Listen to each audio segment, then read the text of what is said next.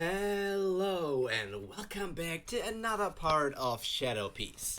Today we are going to see a lot about the Yakuza bosses and how they are going to fight against King. But now let's take a look at what happened last week, or the week before that. Last time on Shadow Piece, in the performance floor, King was terrorizing the samurai, but even the strongest all-star couldn't prepare for the situation that was about to happen to him. A monster stronger than anyone he has ever met in his entire life. With a single strike, this monster negated King's strongest attack, and with another swing of his sword, he put a major wound on the Lunarian. Sword God Ryuma, however, declared that he wouldn't be the one to rescue Wano from their oppressor, and because of that, the four Yakuza leaders stepped up, and are now following Ryuma's guidance to rescue Wano themselves. Omasa, Tsunagoro, Cho, and Yatape all line up and pull out their weapons. Cho and Yatape both use katanas. Tsunagoro uses a lot of different weapons. He has a pair of pistols similar to Izo, a knife, and also a katana. Omasa of Udon only uses his fist apparently. Just for you, all these Yakuza leaders also have nicknames. 下地の大政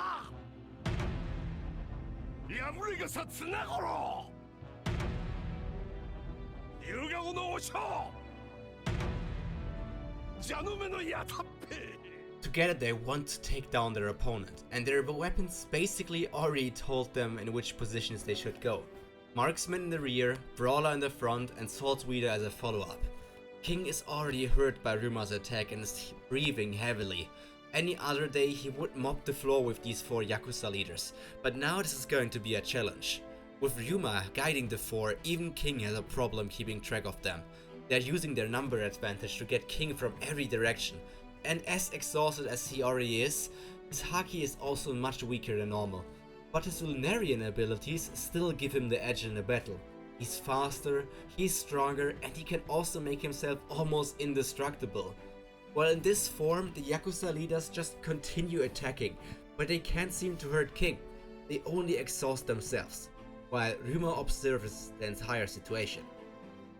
After some time, he notices that even if they don't do a lot, King will sooner or later drop on the ground.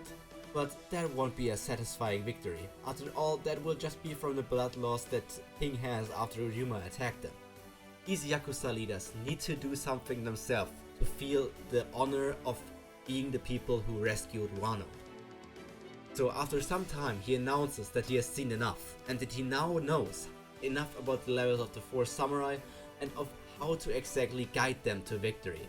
With this knowledge, he will now show them the path to a victorious battle. The Yakuza leaders keep their eyes pinned on King, but all of them can't hide a smile after hearing Ryuma's claim.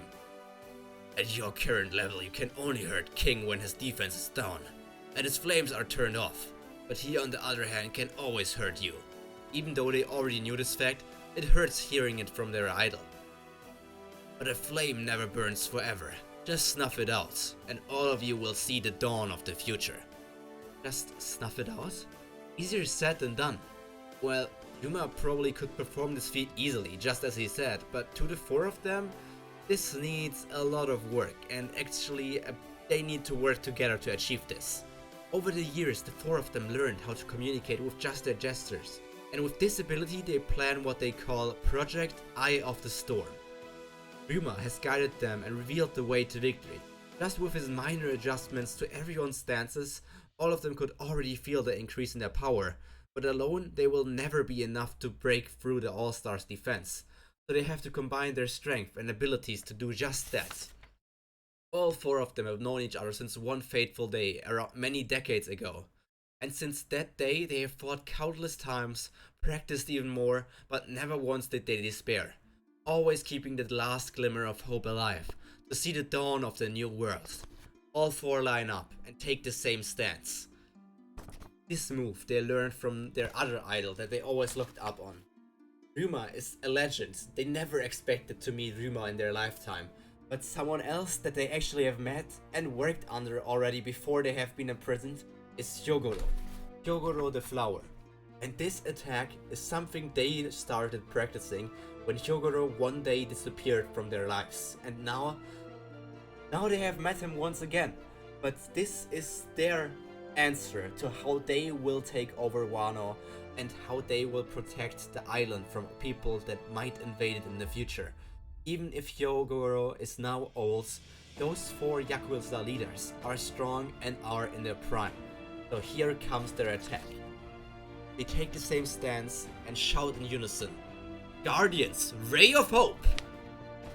As one force, they manage to knock open King's guard. His arms that he uses to guard his chest where the wound already is are sent backwards.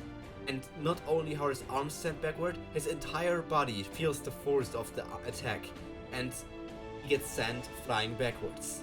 This was their ultimate attack. Until now. But in these minutes, under Ryuma's guidance, they have developed a lot. The legend they have heard about since they were children, Shimosuke Ryuma, and the hero of their teenage years, Hyogoro. Both of these people are standing behind the Yakuza leaders of this generation, ready to hand over the torch. And Cho, Tsunagoro, Yatape, and Omasa look at each other, saying two things to each other. 間違いねお姿変わっておられぬ。え。お懐かしゅう。